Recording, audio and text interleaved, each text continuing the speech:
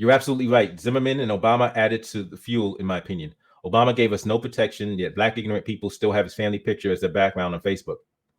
There's so many people that just wanted to believe. They wanted to believe it was over. Oh, wow, we can just breathe easy. It's a new day in America. Whew, we made it. That was never a realistic expectation. They say black people always think they are victims, and we always see this. Yes, it's amazing. This white victimhood that is going on right now, that is so prevalent. Like they'll say, oh, the Democratic Party hates white people. The Democratic Party is run by white people. What are you talking about? What are you talking about? Because just stop and think. Whenever black people talk about racism in America, oh, we had a black president who got elected twice. He got elected and re-elected. This can't be a racist country against black people, but it's racist against white people. We've had 45 white presidents, but it's racist against white people. The president right now is white. The president before him was white, but this country is racist against white people. This makes no sense. But if you look at history, you realize it didn't have to. They just needed to keep telling lies to justify the evils they keep doing. Just look through history. You'll see that. They'll commit atrocities and then create this narrative to justify the atrocities they've committed. This is the society we're dealing with.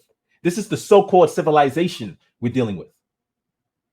Why celebrate the same who bragged about coming from a lineage of slave owners and his vice president? And so I did not like Barack Obama. Read the book, saw what his family had done in Kenya, and was like, oh, that explains a lot. And then he chose the architect of mass incarceration as his vice president. That said even more. I'm asking you, what does making the so-called ignorant black people take down? Oh, okay. You're talking to. The white population decreasing is a problem with white culture. The alphabet kids nonsense is pushed by liberal white women, and these clowns take it out on us. And yeah, and so you've got these. But once again, like this is freedom. This is freedom. And so if white people of their own free will, are choosing to date, marry, have kids with non-white people, that's their choice. If they're choosing not to have kids, if they're choosing to focus on their careers instead of having kids, if they're choosing to get involved in gay relationships, that's their choice. But you've got this group of this sentiment of white victimhood that exists among this group that now wants to impose their will on everybody else, including white people that may want to do something else. So you've got white people that have no problem dating interracially, and then you have this group of white victims, not just of people with this white fragility, because they're not actually victims. They just believe that they're victims. They want to believe that they're victims to justify the evil things they do. But they will create these fake narratives in their heads, and then are mad that other white people are just living their lives and not doing the things that they want them to be doing. And these are the people that they'll consider like race traitors and stuff like that. Post-racialism is a big dream. The only way you can be post-racial, and not even then. The history is too... See, here's the thing. If we're not willing to have... So, number one, I think there's always going to be individuals that continue to hold on to the hatred. I don't even think that everyone will be changed. However, I think a lot of people, like I said, I think a lot of people that believe this because of ignorance, because of they're not willing to deal with certain realities.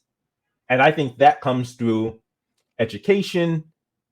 And when I say education, I'm not talking like schools. I mean like education of talking to one another, learning from one another, and having open, frank discussions. Because there's some white people where you can have the discussion and y'all can start having real discussions about race, about history, about what's happening in this country, and have a better understanding. Because like I said, a lot of what's happening right now is a lack of empathy. And so people say, oh, well, why you think that white people lack empathy for black people, but black people don't lack empathy for white people. And this is why, because black people have grown up in a white, especially black people in America, we've grown up in a white society, a white-centered society. We've grown up seeing white people on our TV screens, white people in media, white people in government, white people in schools. So despite the fact that we may even live in black areas, we have so much experience with white people. Like, so in comic books and cartoons, black kids are growing up seeing white superheroes, white action heroes, white action stars, white musicians. We're exposed to this on a daily basis. We've been exposed to this on a daily basis since we were children. So we get to see white people as, okay, we get to watch these movies and cheer for a white guy saving the day. So we can have a greater amount of empathy because we've been experiencing and having, even though like these relationships with white people on a fairly regular basis. The opposite is not necessarily it's becoming a more so now, but there's still so much lack of so many white people that have no experience with black people except negative ones, and by that is what they see on TV. So they see rap videos with all the guys, all the black dudes in the videos are portraying themselves as hard, but in their mind it's like, oh, criminals, thugs, dangerous. This is what they're being programmed. They're being programmed that that's what black people are. That's it.